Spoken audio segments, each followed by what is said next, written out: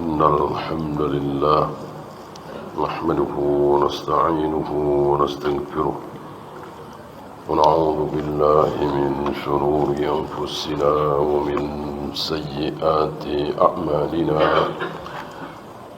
من يهده الله فلا مضل له ومن يضلل فلا هادي له أشهد أن لا إله إلا الله وحده لا شريك له وأشهد أن محمدا عبده ورسوله. Kita sampai hadis la yahillu damu mri'im muslimin, tidak halal darah seorang muslim. Maksudnya tidak halal apa? Tidak boleh dimakan begitu? Ya tentu ini semua darah ya. Iya, tidak boleh ditumpahkan. Ini bahasa Al-Quran dan Sunnah, menumpahkan darah menjadi ciri khas khalifah sebelum manusia dan manusia itu sendiri. Menumpahkan darah, kekhawatiran para malaikat bahwa khalifah yang ada nanti di muka bumi itu yasfikuna dima, menumpahkan darah. Dan betul,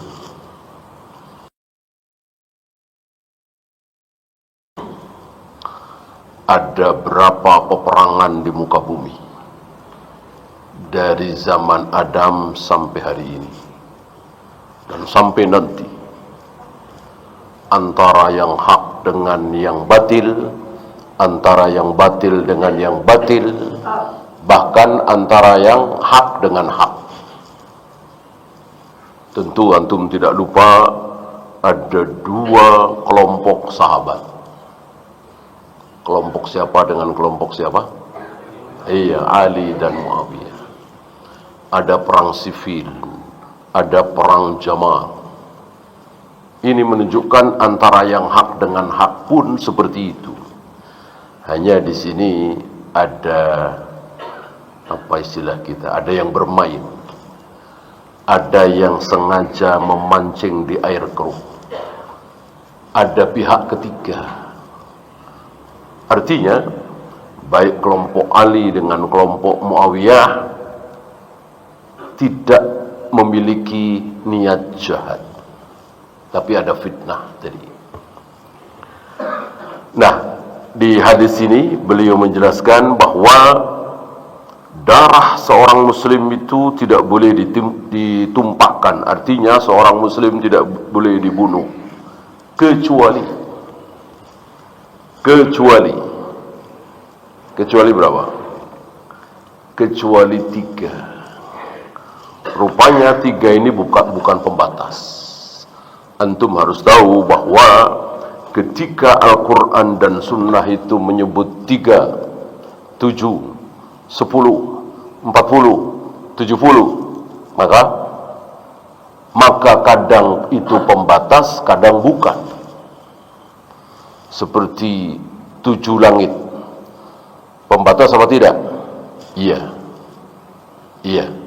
Tidak ada langit ke-8, ke-9, karena itu pembatas.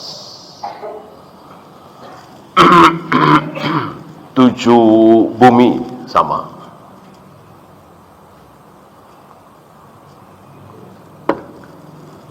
Rasul membaca istighfar habis sholat berapa kali? 3 kali. Astagfirullah. Pembatas? Iya.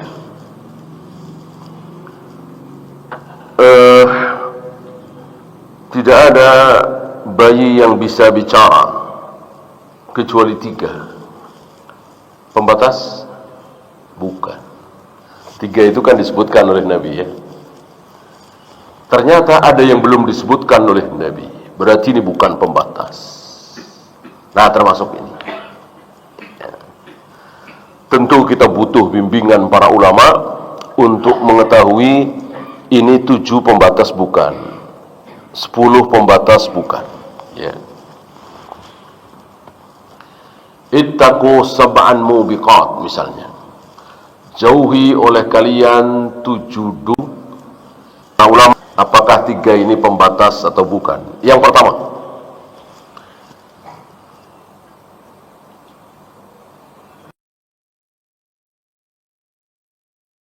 jiwa dengan jiwa. Apa maksudnya? Qisas. Karena membunuh, maka dia harus dibunuh. Adakah cara lain? Tidak ada. Di penjara sekian tahun misalnya, tidak ada. Ketika ini dijalankan, maka berapa banyak penghematan, berapa banyak tidak perlu tempat. Sekarang luar biasa, penjara-penjara itu penuh ya. Karena tidak mengamalkan sunnah Nabi ini, syariat Islam. Kalau syariat Islam ini diamalkan, maka tidak ada penjara penuh, mungkin kosong ya. Tidak akan beredar narkoba seperti ini, tidak akan terjadi kemacetan yang luar biasa, tidak mudah berdiri gereja-gereja itu. Kalau sunnah Nabi betul-betul diamalkan oleh kaum muslimin. Di sini kaum muslimin banyak yang meninggalkan sunnah Nabi. Akhirnya terjadilah apa yang terjadi. Maka kunci kepada kebaikan, untuk kebaikan kaum muslimin adalah kembali kepada sunnah. Ini salah satu. Kemarin kita bahas tentang teori orang-orang kafir ya. Dengan adanya kisos, kata mereka jadi apa? Jadi apa? Jadi 2 kali lipat. Mestinya ada 2 pembunuhan. Gara-gara hukum kisos maka jadi 4. 10 jadi 20. Nah kan bunuh balas bunuh. Kalau nggak balas bunuh, pembunuhan itu cuma 10. Ini karena ada kisos, maka jadi 20. Kalau ada 1000 pembunuhan, begitu kisos jadi 2000. Itu kata mereka, kata orang kafir, teori. Kata Allah apa? Walakum fil qisasi hayatun ya ulil albab. Seolah, bukan seolah ya, Allah tahu akan ada orang berteori seperti itu. Makanya sebelum muncul teori itu, Allah sudah katakan di dalam kisos akan muncul kehidupan, bukan kematian. Padahal secara kasat mata ya muncul kematian, orang dibunuh. Siapa yang maha benar? Kita apa Allah? Siapa yang nggak mungkin salah? Makhluknya apa Tuhan? Ya, nggak mungkin Allah salah. Dan betul, negara-negara yang menerapkan kisos sedikit sekali pembunuhan. Tentu ada ya, sedikit sekali. Bandingkan dengan negara-negara yang tidak menerapkan kisos. Apalagi negara kafir seperti Amerika. Itu kata mereka sendiri, setiap menit terjadi pembunuhan berapa begitu. Dan mereka mengakui, karena ini mereka menyelidiki ya, negara yang paling sedikit, bukan nggak ada ya, negara yang paling sedikit terjadi pembunuhan adalah Saudi ya.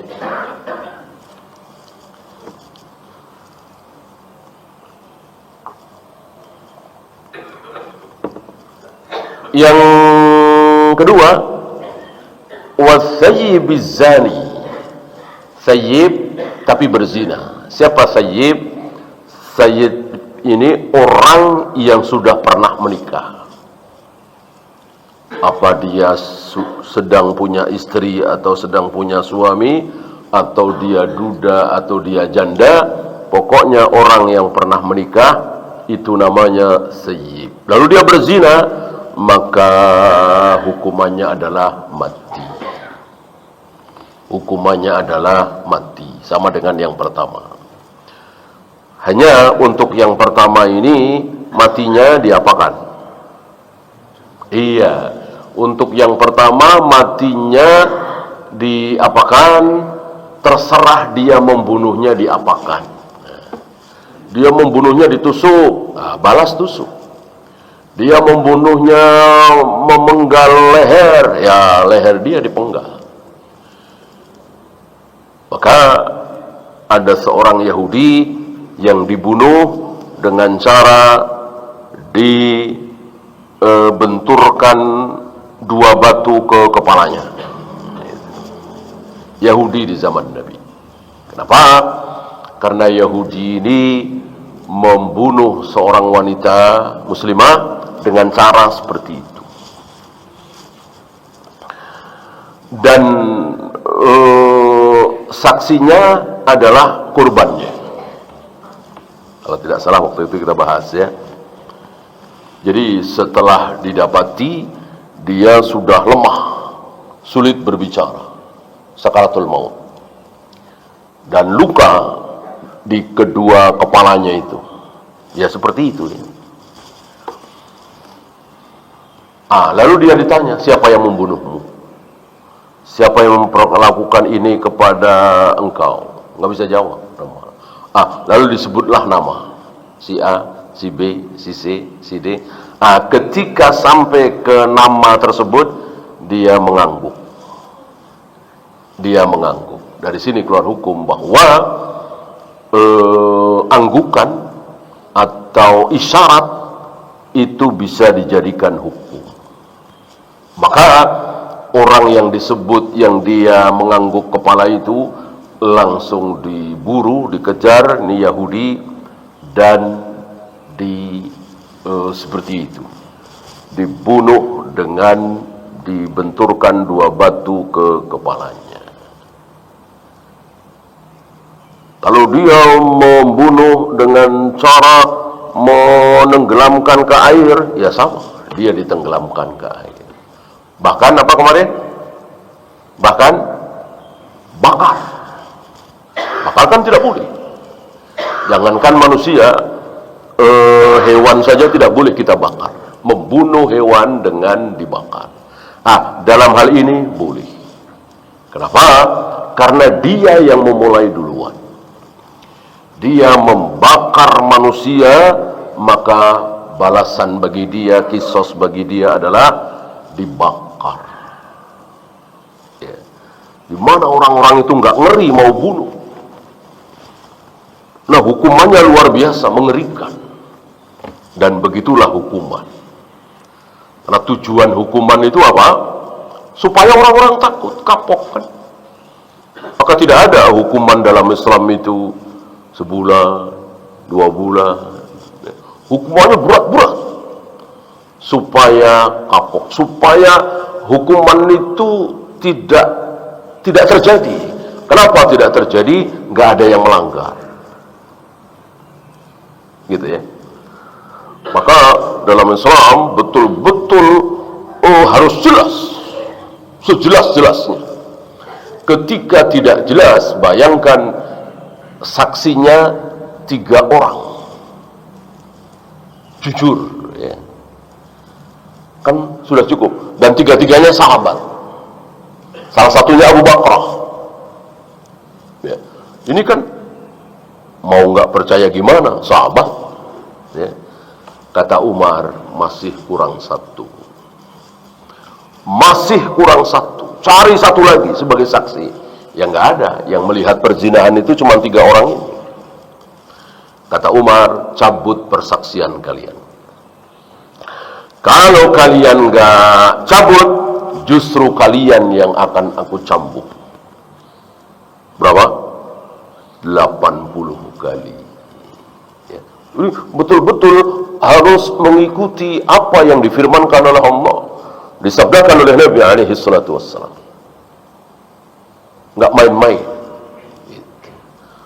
Maka percakapan, video, rekaman, nggak dipakai. Sewaktu Syekh Utsaimin menjawab, nggak bisa. Ya, sekitar tahun 70-an. Awal-awal mungkin ya, ditemukan video ini. Beliau menjawab, nggak bisa. Nggak bisa jadi saksi. Pembunuhan, perzinahan, dan seterusnya. Banyak yang mencibir.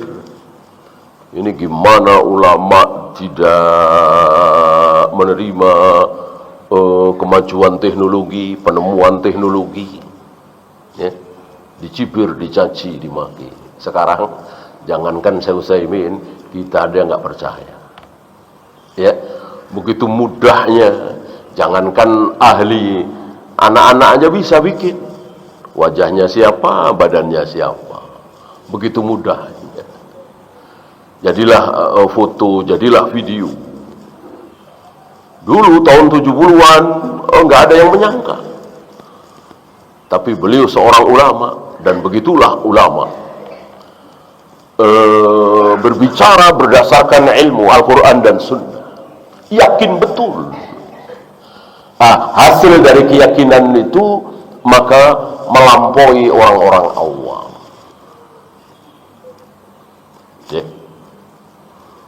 Dulu waktu pada demo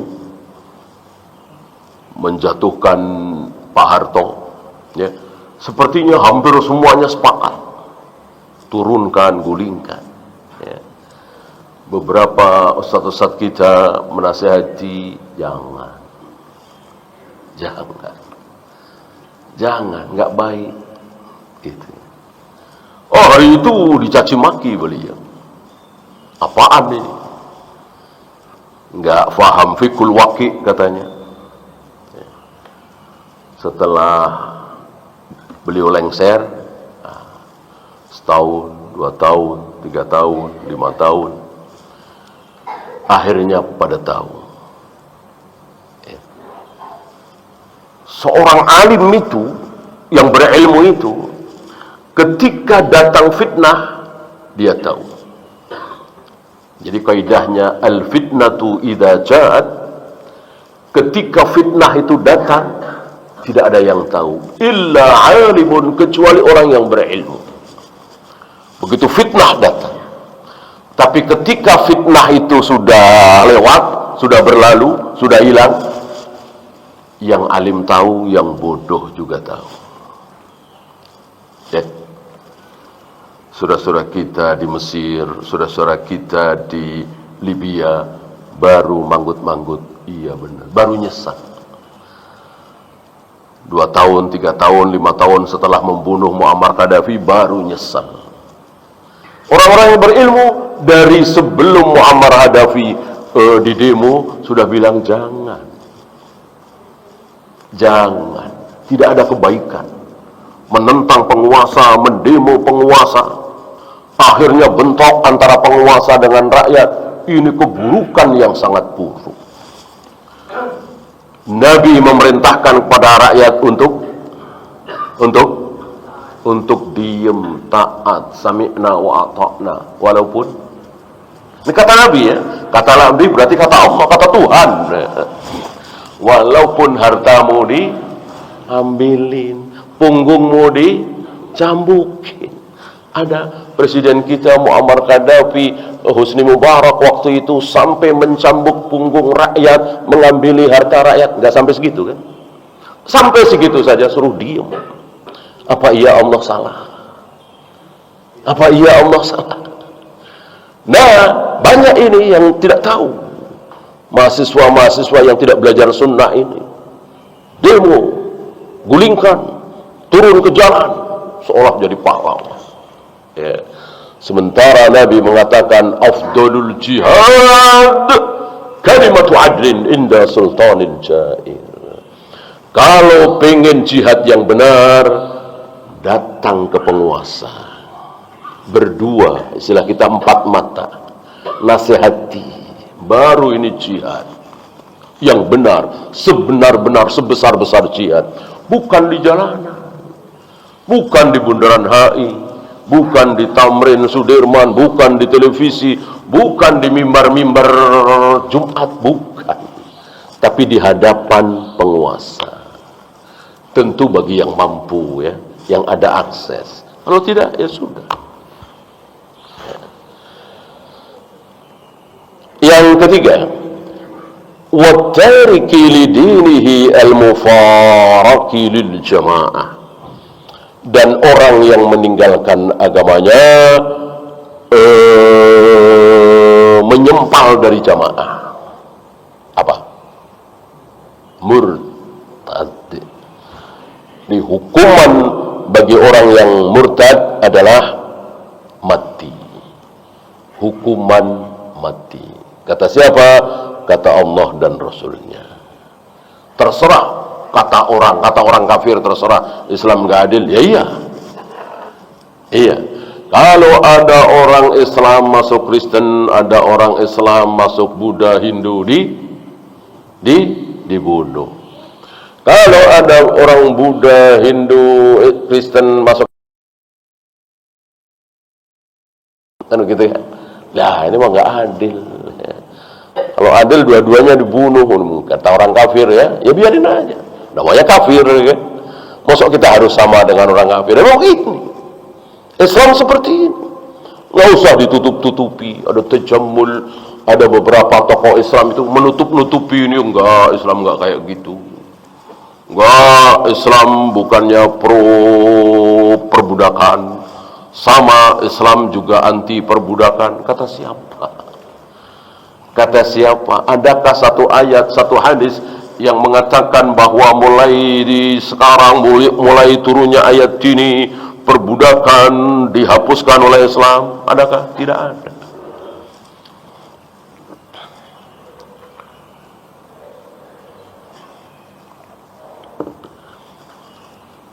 Illa ala azwajihim aw ma malakat aymanuhum, bahwa kita dilarang melampiaskan syahwat birahi kecuali dua.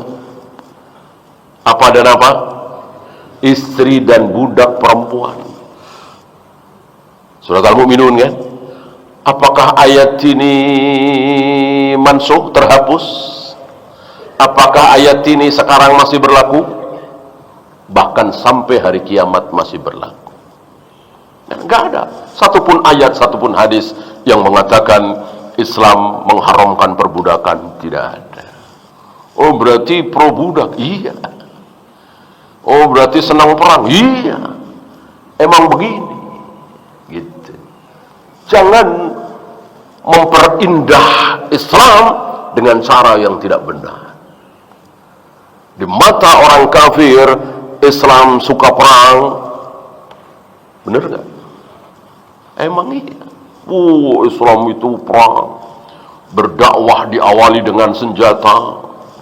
Kemudian ketika berperang, mengambil harta orang-orang kafir. Jangankan harta, wanita dan anak-anak juga diambil, jadikan budak. Islam begitu. Jawab kita? Emang. Emang. Mau apa situ? Ya, emang begitu. Apa kata Nabi? Surga itu di bawah kilatan mata pedang. Al-jannatu tahta zilalis suyuf. Surga itu di bawah kilatan mata pedang. Allah merangsang kaum muslimin untuk gemar berperang. Malam yagzu walam yataghanna nafsuhu bil ghazwi.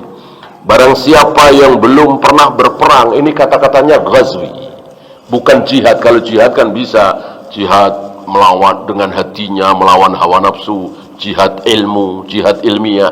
Ini betul-betul perang. Ghaza yagzu, ghazwatan, itu betul perang, bunuh-bunuhan. Barang siapa yang belum pernah berperang dan tidak ada keinginan sedikit pun dalam hatinya untuk berperang, apa terusannya? Apa ancamannya? Famata fi syu'batin minan nifaq. Lalu dia mati, maka dia mati dalam keadaan cabang kemunafikan. Ancaman berat ini bagi orang yang tidak hobi perang. Oh, sementara Yahudi, Nasrani, Buddha, Hindu, PBB, HAM mengatakan kami cinta damai, kami cinta damai. Enggak. Islam cinta perang. Supaya apa? Supaya orang-orang kafir itu tidak kekal di neraka. Kan sebetulnya tujuannya suci sekali Islam. Coba kalau pasukan Islam nggak datang ke Spanyol. Coba kalau pasukan Islam nggak datang ke Mesir. Coba kalau pasukan Islam nggak datang ke Syam. Ya orang Mesir, orang Syam, orang Spanyol, Andalus kekal di neraka selama-lamanya kan? Nggak mungkin enggak. Kafir kan kekal di neraka. Dengan datangnya pasukan Islam ke Andalus, Spanyol, ke Mesir, ke Syam, ke Madain, ke Irak dan seterusnya, maka mereka akhirnya tidak kekal di neraka. Bahkan ada banyak yang langsung masuk surga tanpa hisab, tanpa azab. Ya. Nah, maka berbicara tentang jihadnya, perangnya kaum muslimin harus lengkap. Harus lengkap. Orang-orang kafir, HAM, PBB berbicara tentang perang ini nggak lengkap. Termasuk berbicara tentang hak dan kewajiban wanita suami istri nggak lengkap. Cuman dunia doang. Yang dibahas oleh orang-orang kafir itu dalam hal ini cuman dunia. Nggak bahas akhiratnya. Kasihan perempuan, boleh dimadu. Kasihan perempuan, dia harus pakaian begini-begini. Kasihan perempuan, kalau laki-laki begini dia harus taat kepada suami. Bukankah suami dengan istri cuman beda jenis kelamin, laki dan perempuan? Kenapa yang disuruh taat wanita taat kepada suami? Kenapa enggak suami taat kepada istri? Itu orang-orang kafir kan begitu.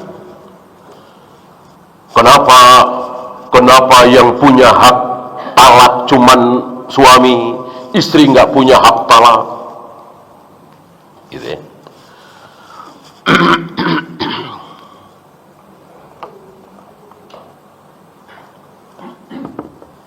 Mereka bahas nggak sampai akhirat. Coba kalau mereka bahas sampai akhirat. Kita sebagai suami melihat istri tidak sholat misalnya, tidak saum Ramadan misalnya, menampakkan aurat, nggak pakai jilbab misalnya, kita diem saja. Kita dosa apa tidak? Dosa, akan ditanya oleh Allah. Dosa besar. Nah sekarang saya balik. Istri diem aja padahal suami nggak sholat. Istrinya rajin sholat. Istri diem saja padahal suaminya sering mabuk-mabukan. Istri diem saja padahal suaminya nggak puasa Ramadan. Dosa nggak si istri ini? Ditanya enggak. Siapa contoh besarnya? Asia. Asia diem padahal suaminya melakukan perbuatan yang sangat bejat, sebejat-bejatnya. Nggak sholat, nggak saum, masih kalah bejat oleh suaminya Asia ini. Siapa? Fir'aun. Mengaku sebagai Tuhan. Asia dia. Asia dijamin masuk surga. Dan tidak ada pertanyaan apapun untuk Asia. Kenapa engkau biarkan suamimu begini, enggak. Ya, orang-orang HAM, orang-orang PBB, orang-orang kafir enggak sampai ke situ ilmunya.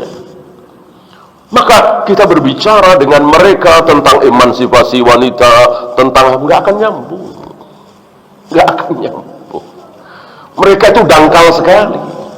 Cara lihatnya kita jauh sekali dunia dan akhirat. Enggak akan nyambung. Maka jangan bicara dengan mereka. Jangan bicara tentang HAM dengan mereka, enggak akan nyambung. Kecuali mereka masuk Islam, percaya dengan syariat Islam, baru. Termasuk al-mufariqati lil jamaah, ini bisa jadi yang keempat. Maka saya katakan 3 ini bukan pembatas.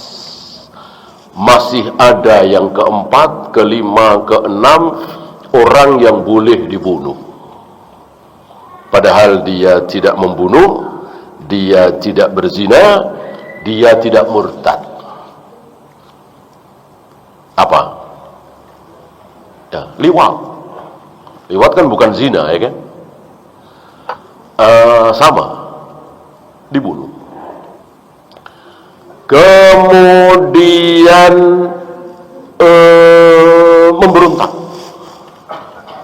memberontak, kan nggak disebut di sini, tapi memberontak disebut di hadis lain, bahwa orang yang menentang penguasa yang sah memberontak, hukuman yang paling tepat adalah bunuh, diperangi, sebagaimana yang dilakukan oleh Ali bin Abi Thalib terhadap kelompok apa? Khawarij.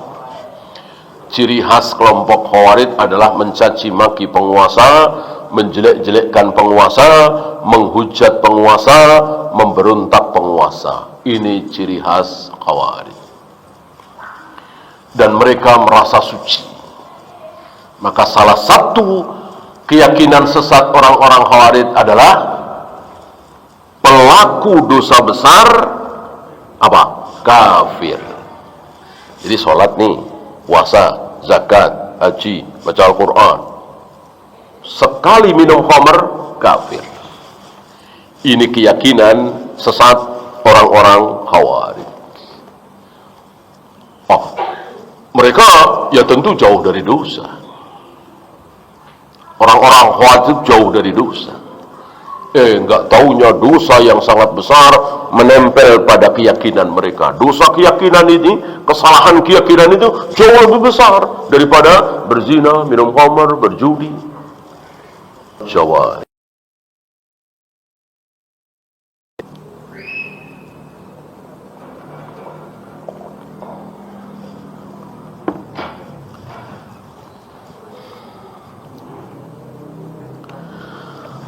Waqad tadammanat hadhihi al-ayatu 5 wasaya.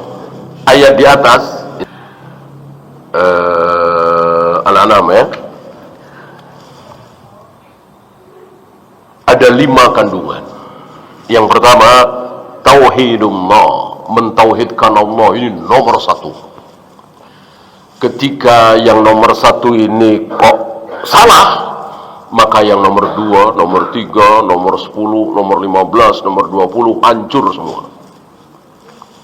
Ketika seseorang tauhidnya rusak, maka sholatnya, puasanya, zakatnya, hajinya, jihadnya hancur. Ya. Nah, disinilah Allah siapkan waktu 13 tahun untuk Nabi mengajarkan kepada manusia tauhid, sebelum yang lain. Belum ada wudu, belum ada sholat, belum ada azan, belum ada qomat, belum ada tawaf, belum ada sa'i. Tauhid. Maka mempelajari tauhid adalah pelajaran terbesar, ilmu terbesar, karena yang dibahas adalah tentang, yang dibahas oleh ilmu tauhid ini tentang zat yang maha besar, gitu ya. Maka ilmu tauhid otomatis ilmu terbesar, karena membahas tentang zat yang maha besar. Yang kedua, ats-tsaniyah, al-ihsanu bil walidain, berbuat baik kepada kedua orang tua. Ini kandungan ayat tadi. Setelah Allah, langsung orang tua, nggak ada Rasulullah. Kenapa? Mestinya kan hak pertama Allah, hak kedua Rasulullah, baru ketiga orang tua. Mungkin pikiran kita begitu. Tidak. Kenapa Rasulullah tidak sebut? Apa kemarin? Kalau nggak salah kita singgung sedikit kemarin. Rasulullah sudah masuk di Allah. Jadi ketika kita taat kepada Allah, otomatis taat kepada Rasulullah. Taat kepada Rasulullah, otomatis taat kepada Allah. Bermaksiat kepada Allah, otomatis bermaksiat kepada Rasulullah. Nggak mungkin ajaran Rasul beda dengan ajaran Allah. Namanya juga Rasul, utusan. Maka setelah hak Allah, langsung hak orang tua. Kalau orang tua tidak. Bisa saja orang tua menyuruh padahal Allah melarang. Bisa saja orang tua melarang padahal Allah menyuruh. Ada nggak? Ada. Ada. Maka tidak boleh taat kepada orang tua, tidak boleh taat kepada raja, tidak boleh taat kepada siapapun ketika itu maksiat kepada Allah. Yang ketiga, alla naqtula auladana. Jangan pernah kita membunuh anak-anak kita, terutama khasyata imlaq. Takut miskin. Ketika membunuh saja dosa. Ketika membunuh dan takut miskin, dua dosa. Allah marah. Nahnu narzukuhum wa iyyakum. Gimana kalian takut miskin? Yang ngasih rizki kepada anak-anak kalian siapa? Aku, kata Allah. Bahkan yang memberikan rizki kepada engkau, aku. Marah sekali.